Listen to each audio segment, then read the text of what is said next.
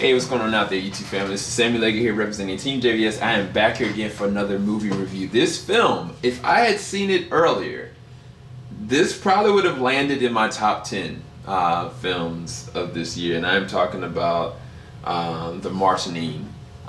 This film was directed by Kevin Macdonald, and this is the synopsis as it reads. Directed by Kevin Macdonald and based on a New York Times best-selling memoir, Guantánamo Diary, by Mohamedou Ould Slahi.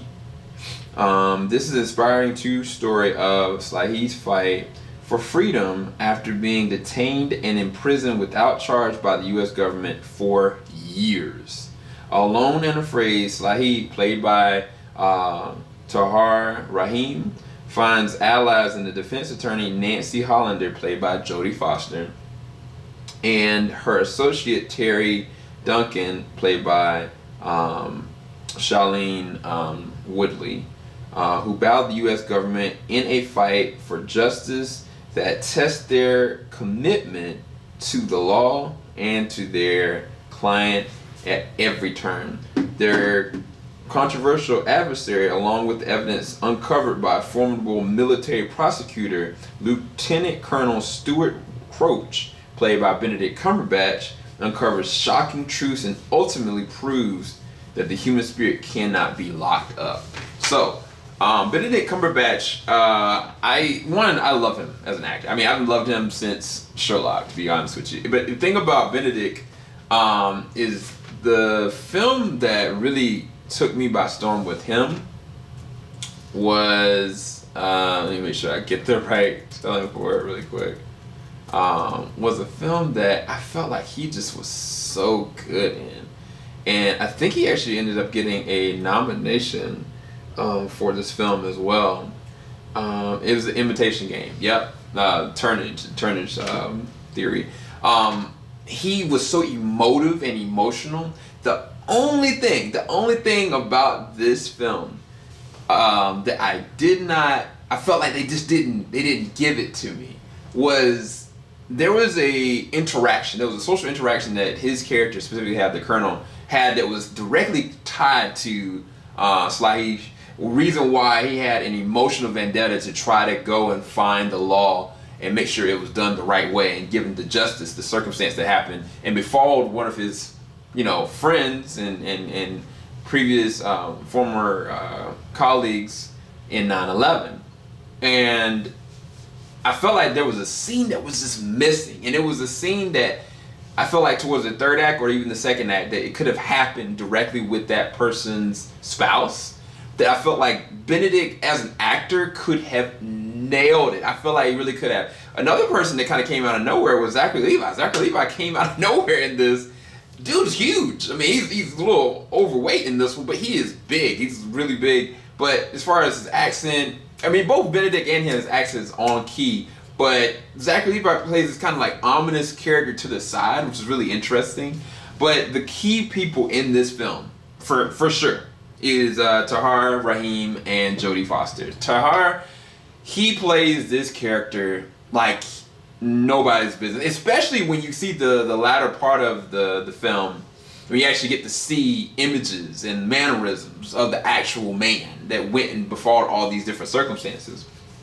And his just, every small little niche, like he was just on it. Like he brought to life a person, like it was almost like he became this person. Like if I didn't know any better, if I didn't know the actual backstory, I would say like this is just his story. Like he decided, I'm gonna go and I'm gonna be this. Because every single interaction, every single moment where he's either on camera or he's being interrogated or he's being probed or he's being assaulted or he's being, like, it was always this bewildered, ununderstanding situation that he felt as though he's in.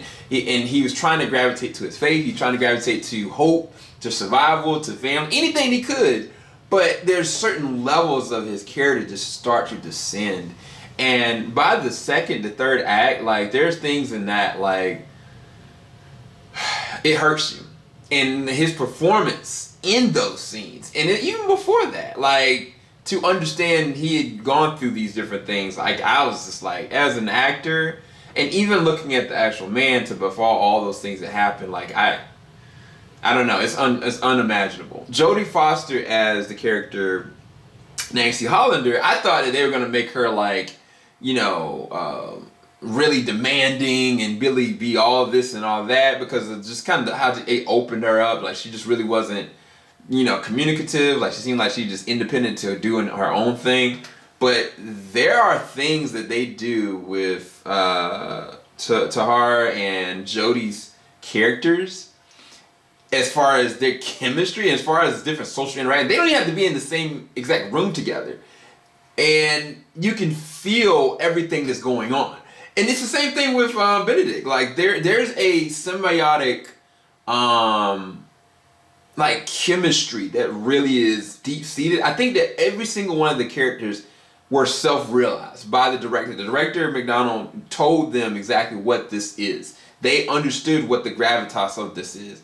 But they felt like they were working as a team, which is hard to do. Normally you kind of like, you got like, oh, I'm gonna play this character this way, I'm gonna play this character this way, I'm gonna play this arc this way, I'm gonna play this arc this way. But no, it felt like they were all working this story together. And I don't know how to put it, because none of the main four characters were in the same exact scene together. But it felt like it was all there. Woodley's character, Teri Duncan, I think that she was required, personally, just because Jodie's character at first just was a shell. Like she wasn't emoting or anything. It's kind of like the one that was the civil one was the character Teri, and trying to understand and comprehend the sensitivity of the situation. And something happens midway, that doesn't even matter. And so I was just really impressed by this cast, the way that they handled it, the way that they were written, as well as they were also self-realized from this actual diary, because this is actually a very real, true story. The other thing I'll say about this is that some of the imagery in the scenes and the cinematography, the score, like it is top notch. Like I realized probably like 15 to 20 minutes in, I was like, this is a good movie. And by the end of it, I was like, this is a great film. There is a scene at the end. I'm not gonna spoil it, but it wasn't just like heartfelt. It wasn't just like, man, that was just rough, that was terrible, I can't believe this. It was almost like liberatingly piercing. I don't know how to really kind of put it. Like I felt like when the scene was set up and the way it was set up and the mannerisms, like everything was just there. Like the setup for that actual scene worked even just as good as the actual execution of the scene. Because when you get to that point, you realize what this is really truly all about, and you get the understanding of the whole gravitas of the whole entire story. Because there are different beats that happen. There's different things that they keep going and flashback to, based on the notes that you're getting from where he's writing and what could be happening to him, what might not be happening to him, whether he's lying, whether he isn't lying. Either way, you understand by the second act that it doesn't even matter, because at this point there's something else going on that has to be unearthed. And I think that the way that they handled that part of the story and they handled the execution of it, that not only are the performances good, not only do they have immediate chemistry and they're working together as a collective, not only is it visually and imagery wise rough and in your face and beautiful at times and harsh at times, but as a film with all those together collected, this is something special. And I highly recommend you go and check out this film. This is easily one of the best films I've seen all year. For me, this was a 9.5 or 10 out of 10. I really did thoroughly enjoy this film. So definitely go and check it out as soon as you can when it becomes available to you. I'll talk to you guys later. Keep it locked. JVS, we ain't gonna stop. Peace, guys.